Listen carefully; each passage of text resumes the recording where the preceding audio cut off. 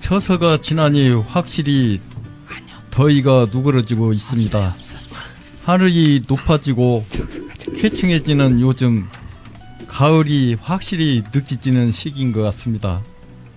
좋은 기운 가득한 하루 보내시기 바랍니다.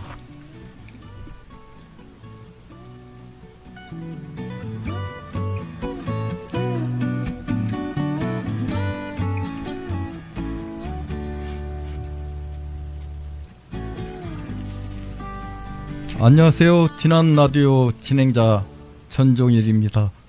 이 시간에는 우리 지역 이야기, 일상의 이야기를 하는 시간인데요. 오늘은 은퇴를 못하고 있는 우리 농업인 이야기에 대해서 이야기 나눠보도록 하겠습니다.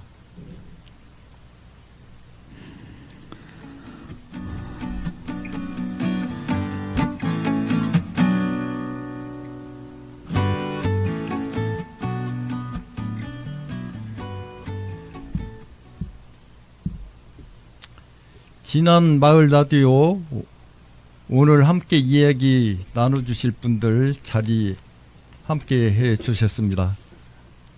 안녕하세요. 안녕하세요. 오늘 돌아가면서 자기 소개를 한번 해주시면 감사하겠습니다. 예, 상전에 살고 있는 박종순입니다. 예, 농사짓는 농부 안규산입니다. 신안의 딸 윤문입니다. 예, 반갑습니다. 조선한량 김수영입니다. 지난 노스팅하우스를 하고 있는 서현숙입니다. 네, 부기셰프 조철입니다. 예, 감사합니다. 반갑습니다.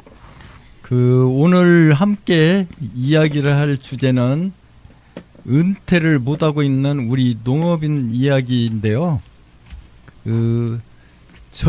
우리 농업인들이 60살, 70살, 80살, 90, 100이 돼도 은퇴를 못하고 농업인을 계속 유지를 하고 있습니다. 그래서 우리 공무원이나 회사를 다니면 퇴직이라는 것이 있고, 퇴직을 하면 퇴직금도 있고 연금이 있는데 왜 우리 농업인들은 퇴직도 없고 은퇴를 못해야 하는지 참 아쉬움이 있습니다. 그래서 한 분 한 분씩 거기에 대해서 문제점이 뭐고 한번 이야기를 한번 나눠보는 시간을 갖도록 하겠습니다.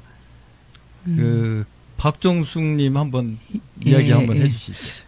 저는 농사는 젬병이거든요. 그래서 제 주변에 계신 어르신들을 보는데 올 봄까지 좌우지간 기어다니시면서 농사를 하시더라고요. 90살 되셨나 그분이. 근데 결국에 여름에 돌아가셨어요. 그분을 보면서 그 자녀들이 해마다 농사 짓지 마라. 경제적으로 또 여유가 있으신 분이고 자녀들도 참 잘해요. 그래서 자녀들도 용돈도 잘 주시고 그래가지고 결국에는 어떤 일이 벌어지는 거니 배추를 심으면 큰딸이 와서 싹 뽑아버려요. 그냥. 그러면 이 어르신이 그 다음 주 장날에 가서 또 가서 심어요. 그래서 저는 이 어르신들을 보면서 어릴 때부터 뼛속까지 땅하고 이렇게 농사만 지으셔가지고 여행이라든지 자신의 어떤 취미나 이런 거에는 전혀 고개를 돌 틈이 없었던 것 같아요. 오로지 자식들 옛날에는 많았잖아요. 6남매, 8남매 이런 자녀들 키우느라고 오로지 그냥 땅 한 떼기라도 더해서 더 수확해서 그거 팔아서 자식들 가르칠 욕심 그것이 뼛속까지 파묻혀가지고 이제 결국에는 노년에 여유가 있어도 그걸 즐길 줄을 모르고 계속 땅에서 그냥 하다가 다리 허리 수술 몇 번씩 하시고 그냥 땅에서 돌아가시는 걸 보고 참 안타깝다. 어떻게 저런 삶을 평생 사시다 가실까. 정말 제가 참 생각을 많이 하게 됐습니다. 예. 우리나라가 지금 선진국이 맞죠. 아닌 것 같아요. 저는. 근데 우리 농민만 그 죽을 때까지 그 퇴직을 못하고 이런 모습이 참 아쉬움이 많습니다. 그래서 좀 퇴직할 수 있는 우리 농업인을 만들었으면 하는 마음이고요. 그 다음에 규선 예. 저는 지금 저희가 이제 가령 이제 죽을 때까지 퇴직 못 한다고 그러잖아요. 가령 회사가 있잖아요. 회사는 이제 회사가 이제 해가 다니면서 퇴직을 하고 거기서 월급 받고 그런단 말이에요. 근데 이 시골에는 이제 회사가 별로 없잖아요. 이게 이제 협동조합이라는 것이 있는데 가령 저 서유럽 쪽은 협동조합이 굉장히 많이 발전한 걸로 알고 있어요. 그래 덴마크나 뭐 네덜란드나 이제 그러니까 뭔 얘기냐면 이 개개인이 우리나라는 개개인이 뛰잖아요. 예? 이게 이제 가령 협동 이제 돈이 생기려면 먼저 자본이 투하가 돼야 해요. 근데 개개인이 돈이 없으니까 투자가 안 되고 조금씩 이렇게 살아가잖아요. 이게 돈 번다고 자본주의는 이제 돈이 집중 투하가 돼야 해요. 이익이 생기려면. 그러니까 투자가 안 되는 거죠. 개인이 그냥 옛날부터 조상들이 내려왔던 그 토지 가지고 이제 어떻게 해갖고 조금 머리 좋은 사람들은 비닐하우스 같은 거 해가지고 좀씩 벌고 가령 지나는 고추나 뭐 이런 거 수박 해가지고 좀씩 벌고 그 정도 수준이거든요. 말하자면 기업농을 해야 하는데 기업농을 하려면 돈이 없단 말이에요. 그러니까 뭔 얘기냐면 이제 협동조합. 그러니까 이제 유럽에서는 왜 농민들이 가령 덴마크는 특히 이제 축산 협동조합이 발달했잖아요. 저 네덜란드는 화해 조합이 발달했고 뭐 그러는데 그러니까 이제 각 방면에서 이제 여기서 이제 가령 농산물을 생산해가지고 가공을 한다. 그럼 가공 협동조합이 만들어지지 않은데 가령 이거 블루베리를 한다. 그러면 블루베리 뭐 즙이든지 뭐 잼이든지 만드는 그런 가공 이게 농민이 그 협동조합 주인이 되고 또 생산도 하고 그래 판매까지 하는 그런 체제가 아직 우리나라는 발달이 안 됐어요. 그래서 이제 그런 것이 정부가 이제 중점적으로 지원을 해줘야 하는데 그것이 체계적으로 안 이루어져 가지고 농민들이 아직 우리 농업이 말하자면 선진 농업이 되려면 아직 멀었다. 이제 그런 생각이 들고요. 그래서 가령 뭐 중국이나 미국 같은 데는 엄청나게 땅덩이가 넓으니까 협동조합이 그렇게 필요가 없어요. 근데 이제 유럽이나 우리나라 같은 데는 땅덩이가 좁잖아요. 그러니까 협동조합을 잘 발전시켜 가지고 하는 방법이 그러면 이제 협동조합에서 월급도 나오고 가령 가공 협동조합을 한다. 그러면 거기서 자기 생산했던 거 납품하고 거기서 이제 판매해 가지고 월급도 생기고 이런 체제가 돼야 우리가 농민들이 그러면 이제 거기서 협동조합에서 나중에 이제 가령 70세 된다. 그러면 은퇴하면 거기서 또 연금도 나오고 이런 말하자면 협동조합 지금 기업 역할을 하는 것이죠. 기업은 말하자면 주인은 되잖아요. 그 협동조합은 1인 1표니까 좌우지간 맞아요. 참 좋은 말씀 같아요. 그래서 농민은 생산에만 전념하고 판매는 우리 협동조합이나 이런 조합에서 판매해주고 그래서 우리 전체 우리 진안군의 그 농민들은 선진국형으로 좀 살았으면 하는 그런 의견 같아요. 그래서 또 다른 의견도 많이 듣고 해야 되니까 교수님은 네, 제가 잠깐 한 가지만 제가 하겠습니다. 그럼 우리 지금 농협이 있지 않냐? 예. 근데 이게 문제가 많아요. 지금 제가 이제 출자도 했어요. 이거. 예. 지금 200 몇만 원 있더라고요. 그래서 이제 배당 받는 것이 만 원이 뭐 하여튼간 상상할 수 없을 정도로 그게 이건 신용이에요, 신용. 예? 그냥 농업 자체만 살아가기 위한 것이지 농민을 위해서 이제 물론 애쓴 면도 있습니다. 뭐 여러 가지로 좀씩 하는데 그것은 제가 생각하기에는 10분의 1 역할을 못한다. 농민을 위해서 하는 정책은 10분의 1이고 10분의 9는 농협 자체를 위해서 살아간다.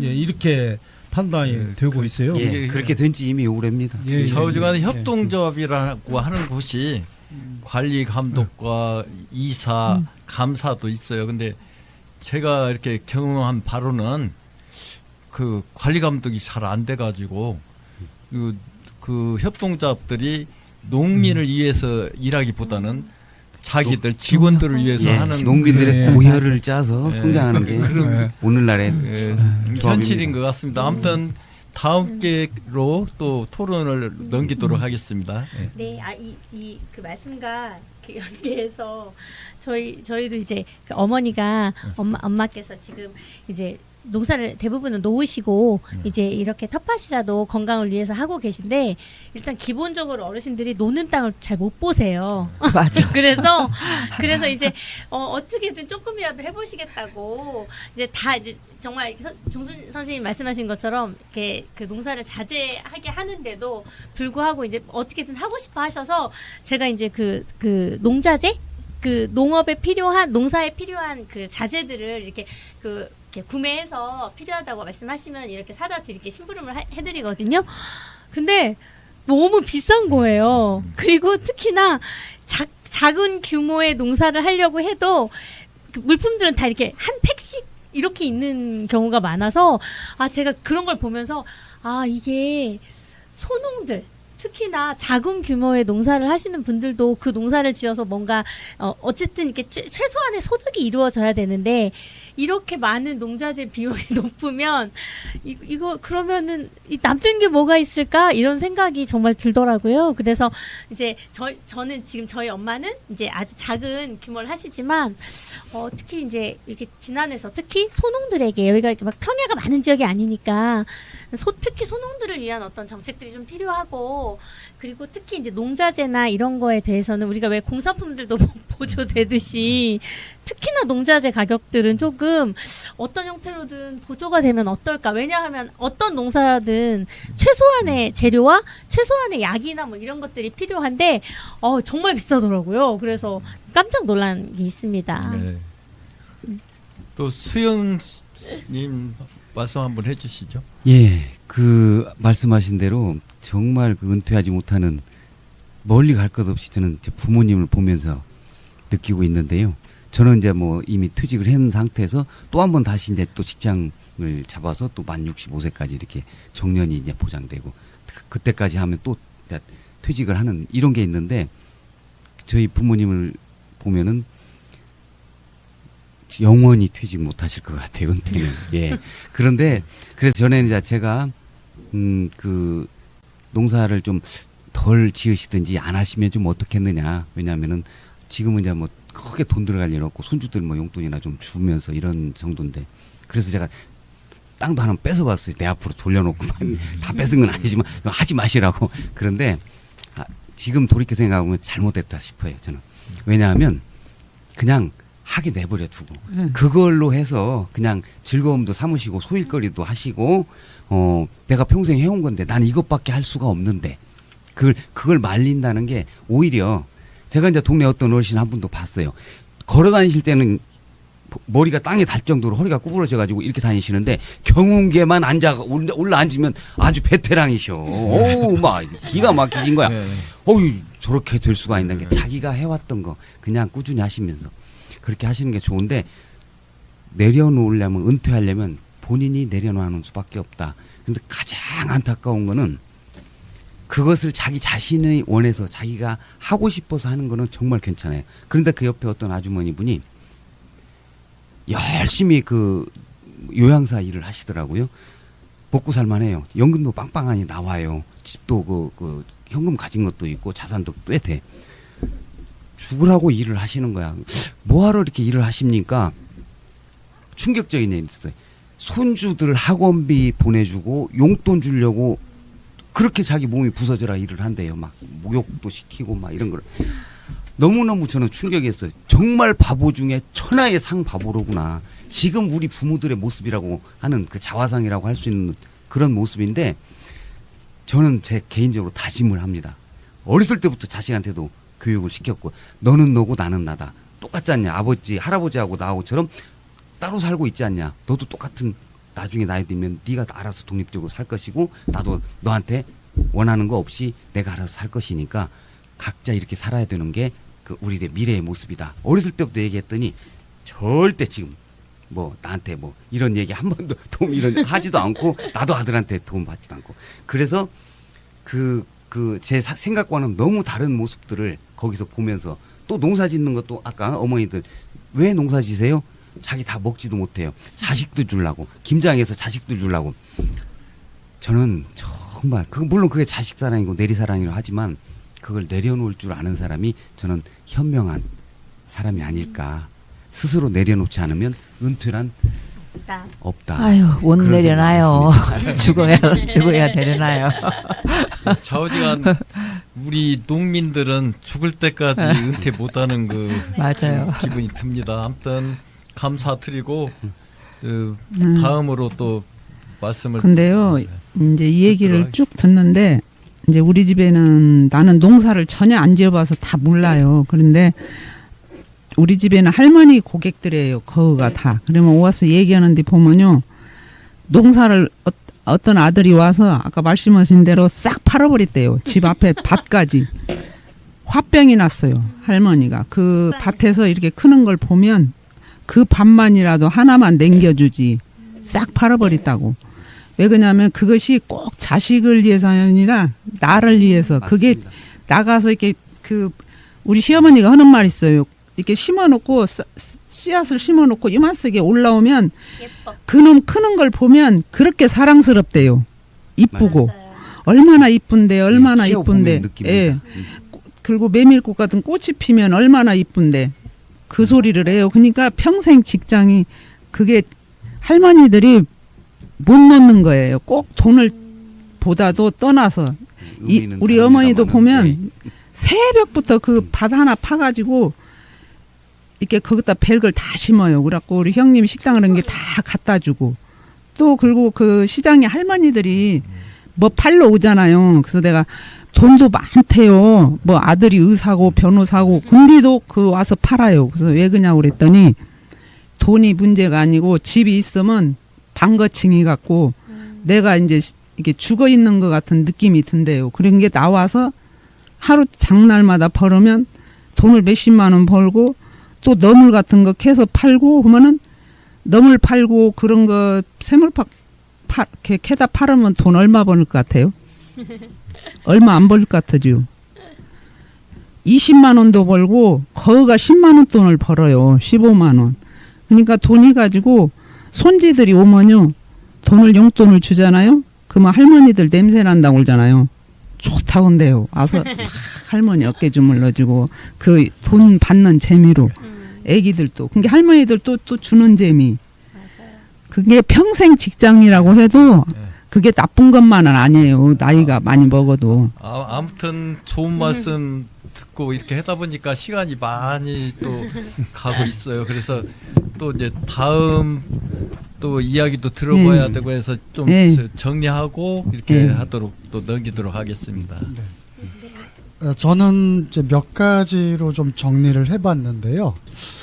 우선 뭐 은퇴를 못하는 이유가 뭐 이러저러한 말씀들을 많이 해주셨는데 저는 제일 중요한 문제 중에 하나가 전 경제적 문제일 거라고 봅니다. 다 그리 뭐 길들죠. 다행스럽게 뭐 이재명 정부가 들어서면서 농민연금제를 공약으로 내걸었고요. 지금도 국회의원 농수산위에 있는 몇 분들이 연금제 법안을 만들고 계신다고 하니까 참 다행스러운 것 같습니다. 보니까 뭐 OECD 가입 국가 중에 뭐 대부분의 국가가 이미 연금제를 시행하고 있고요. 가까운데 일본만 해도 연금제를 시행하고 있더라고요. 농민에 네, 대해서 농민 말이죠. 연금제. 예, 그래서 아까 그 협동조합 말씀하신 거하고 좀 네, 그래서 보니까 상통하는 게 농민 있네요. 연금제도 두 가지 방식이더라고요. 국가마다 그러니까 여력이 좀 있는 국가는 아주 의무적으로 연금을 가입하게 해서 일부는 농민이 부담을 하고, 우리 직장하면 사용자가 반, 그다음에 노동자가 반 이렇게 부담하듯이 농민과 국가가 일정하게 부담해주고, 지금 이제 농촌에는 의료보험 같은 것도 국가가 50% 지금 지원해주고 있잖아요. 일반 연금도 사실은 가입할 수 있는데 50% 지원을 해주고 50% 부담을 50%만 내면 되도록 되어 있습니다. 근데 대부분의 농민들이 사실은 그럴 만한 여력이 안 되는 겁니다. 제가 보기에는 실제로 농업 소득이 우리나라 평균이 20%랍니다. 20%. 그러니까 전체 수익 중에 농업을 통해서 충당하고 있는 게 불과 20%밖에 안 된대요. 나머지 80%는 뭐 품을 팔든지 뭘 해야 얻을 수 있거든요. 결국은 연금을 받지 못하는 이유는 경제적 문제가 가장 큰 문제여서, 어쨌든 농업 소득뿐만이 아니라 농업 외의 소득을 올릴 수 있도록 해서 일정 시기에 은퇴하고 그다음에 좀 여유롭게 생활할 수 있도록 하는 요거를 만들어야 된다라고 보여지고요. 그 다음에 이유는 제가 보니까 이제 노인들이 노후에 여가 생활을 할 수가 없어요. 일단 대중교통도 부족하고, 또 소재지가 아니면 사실은 문화시설이나 체육시설이 전무해요. 저는 이제 그 대안 중에 하나로 사실은 보건지소가 지금 사실은 거의 아무 역할을 안 해요. 나 저러고 앉아서 있으면 정말 지겨울 텐데 왜 무슨 프로그램이나 좀 더 적극적인 방식으로 왜 운영을 안 하지, 이런 의문이 듭니다. 어차피 공적 자본이 들어가고 기금이 들어가고 월급도 주는데 거의 아무 일을 안 하더라고요. 좀 정말 그런 그 지역 내에 있는 그런 시설들이 노인들이 좀 다양하게 의료든 문화든 건강이든 좀 활용할 수 있도록 이런 기반을 좀 만들어줘야 된다. 우리 노세 젊어서 노세 얘기 있잖아요. 나이 드니까 일단 뭐 이게 움직이는 게 불편해요. 그러니까 그런 시설들도 동시에 좀 만들어놔야 노후에 좀 여유 있게 생활을 할 수 있지 않느냐, 이런 생각이 좀 듭니다. 아이고, 참 조철님까지 해서 종숙 씨로 해서 이렇게 이야기를 들어봤는데요. 참 우리 농민들 그 퇴직시키기가 그렇게 어려운 것이 많아요. 아무튼 퇴직 못하는 이유도 많이 있겠죠. 그 농협에서는 그 농업 경영체를 포기하면 그 조합원에서 배제를 시키고 추격도 그렇고, 텃밭이라도 접으려고 하면은 퇴비 보조금도 또 줄이고 직불금도 안 나오고 농민수당도 안 준다고 하는데, 우리가 바람직한 것은 퇴직을 해도 그 살 수 있는 그 우리 농촌 기본소득을 줘서 농민들을 퇴직을 대박이 나도록 한번 개선이 됐으면 하는 의견을 가지고 정리를 한번 해볼까 합니다. 아무튼 다들 그 수고해 주시고요. 오늘 이 자리에 함께 해주셔서 감사합니다. 감사합니다. 감사합니다.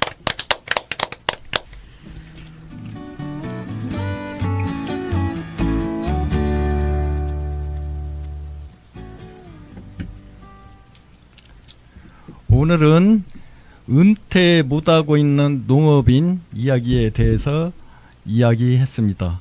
지금까지 지난마을 라디오 진행자 전종일이었습니다. 함께 해주셔서 감사합니다.